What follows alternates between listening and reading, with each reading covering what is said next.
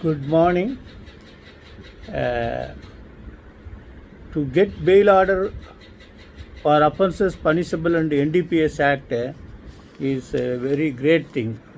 Young lawyers should concentrate that there are three categories of offences under NDPS Act. See, the NDPS Act as well as Essential Commodity Act are certain offences are declared for possession, trade, conspiracy, everything without valid license. That is most thing. Notified goods. NDPS notified narcotic drugs and psychotropic substances. There shall be schedule of. So the violation is an offence. Essential Commodity Act also contains similar provisions. Certain goods were notified as essential commodity. Possession of such goods or excess of such possession is punishable under Essential Commodity Act. The provisions applicable under narcotic drugs are also available under Essential Commodity Act. Also, if anybody is arrested, the PP should be given an opportunity and bail shall be granted unless and until prima facie he is not guilty of offence or he is indulging continuance of offence. Same thing is under section 37 of NDPS Act.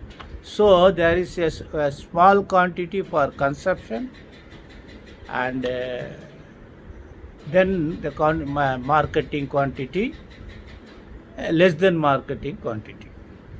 These all are the categories of offences. If it is beyond the quantity which is above the marketing quantity, then you see then section 37 comes to play vital role.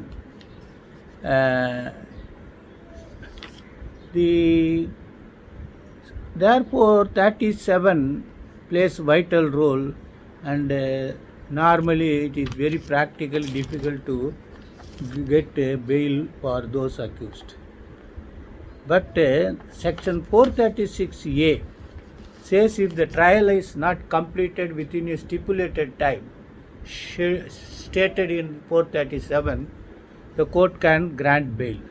Under such circumstances, whether section 37 would apply or not is the most vital thing to be decided for years together. Now the Supreme Court, AR 2023 1648, AR 2023 Supreme Court 1648, Mohammed Muslim alias Hussain,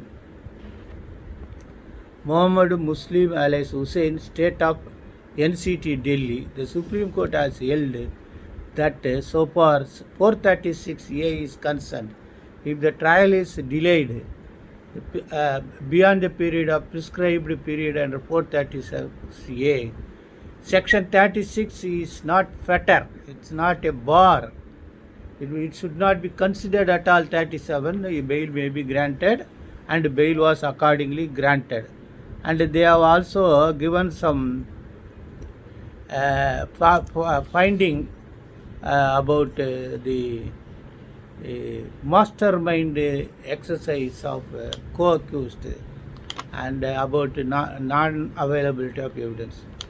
So they say for the accused, since he is inside for the past 7 years and the trial was slow, 30 witnesses were examined and 34 more to be examined. Therefore, the Supreme Court has heavily considered against the lethargic attitude of this trial, which is against the constitutional right under Article 21. Speedy and fair trial is a fundamental right to live. Here, one more thing I would like to discuss about that. This judgment will be a good judgment for criminology students. You 5 years course student, law other 3 years course, there will be a subject called criminology. Criminology deals with the pre-trial accused, after trial accused mentality. Here the Supreme Court Judge Mr. S. Ravindra Bhatt strained much to, they say, they have referred judgment Kerala High Court in a convict prisoners versus state, 1993 Criminal Law Journal 3242, as they say, prisonization word was used. Prisonization, Prisonization. That's a danger of unjust imprisonment is that inmates are at the risk of prisonization. As a radical transformation where the petitioner, what is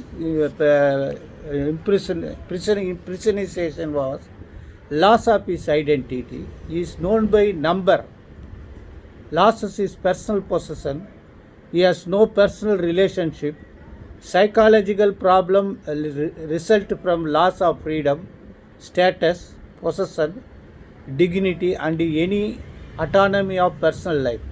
The inmate culture of prison turns out to be dreadful.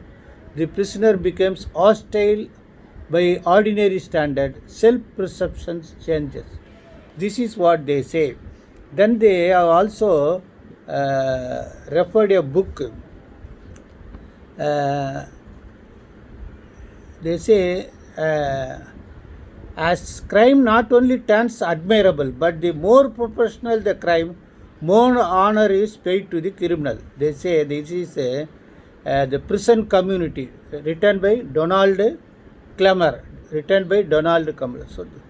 they say incarceration has further deleterious effects where the accused belong to weakest economic strata, immediate loss of livelihood, and in several cases scattering of families as well as loss of family bonds and alienation from society.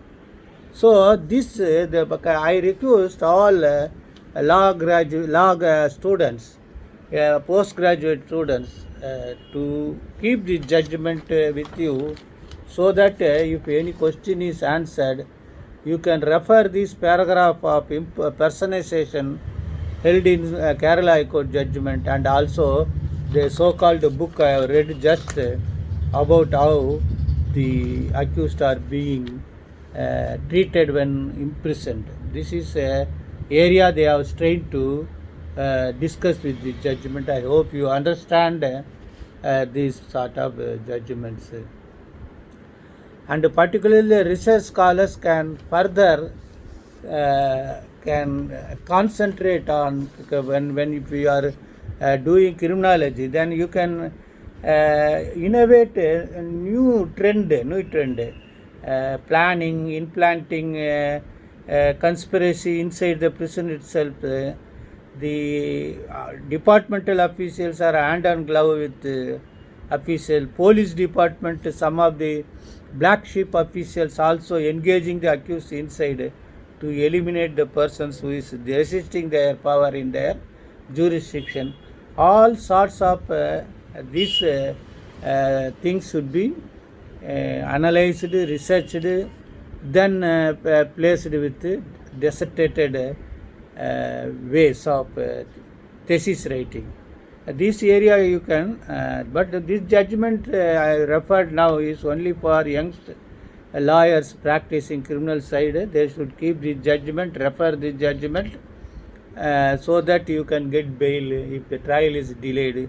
Go through 436, what it says. It says if the trial is not completed within the stipulated period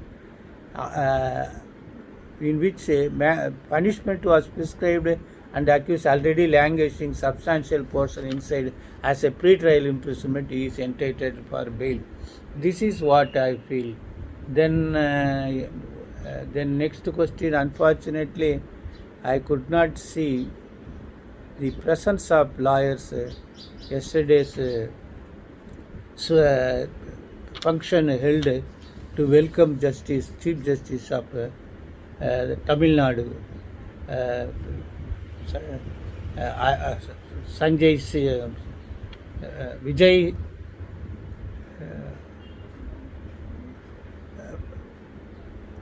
Gangapurwala. I do not know why there was such an absence